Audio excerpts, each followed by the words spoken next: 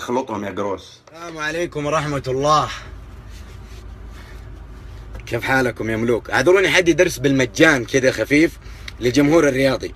لما يكون عندك فريق قوي وتراهن عليه، هذا مو اسمه هياط، ترى هذا اسمه انت واثق من فريقك وانت مرة قوي وتراهن على فريقك. لكن يكون فريقك شايع الجمر وما عندك احد وتهايط، هذا اسمه هياط. لما تراهن على فريقك وما عندك احد، هذا اسمه هياط. لكن فريقك قوي ما تراهن عليه، هذا اسمه انت جبان. وانا عشان ماني جبان، انا سويت طقطقه للتاريخ، بديتها امس قبل مباراه الاتحاد، بديت اطقطق قبل المباراه وكملتها بعد المباراه. طب فين روح الاتحاد؟ روح الاتحاد يقول لك دقيقه 75 كله حط رجله شن شن شن شن شن شن، فين روح الاتحاد؟ طيب ايش رايكم في سعيد؟ طيب في فتاح؟ والله يا سووا لكم فتاح يا ورده، غماض يا ورده، شفتوا كباري الين خلاص كاي.